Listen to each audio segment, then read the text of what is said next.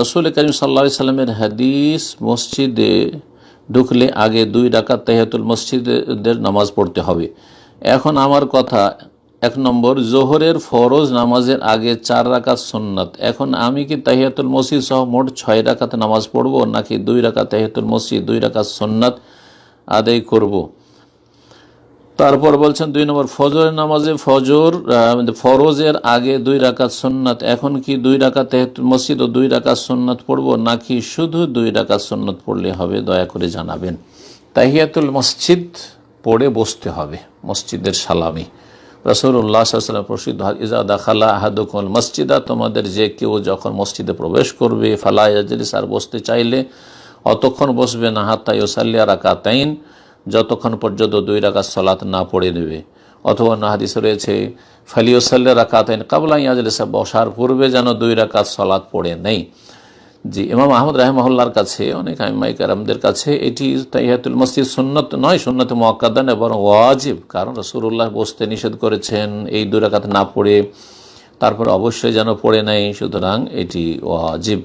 কিন্তু সঠিক মত সুন্নতে মুআক্কাদা, এবং এর বড় গুরুত্ব রয়েছে। আর সুতরাং সুন্নতের খেলাফ কাজ, আপত্তিকর কাজ যে বিনা সলাতে আপনি মসজিদে বসে যাবেন। কিন্তু তার জন্য একবারে পৃথক সলাত হইতে হবে এমনটা আবশ্যক না।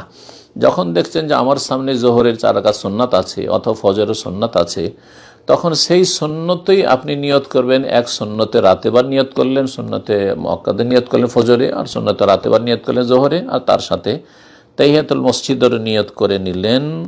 এক গলিতে 2 শিকার বা কয়েক শিকার হতে পারে। জি, এইরকম উজু করলেন, আপনি তাহিয়াতুল উজুরও নিয়ত করলেন, যে এতে আমি তাহিয়াতুল উজুরও নিয়ত করলাম, তাহিয়াতুল মসজিদেরও নিয়ত করলাম, আর সুন্নতে রাতে বা জোহরের সুন্নতেরও নিয়ত করলাম।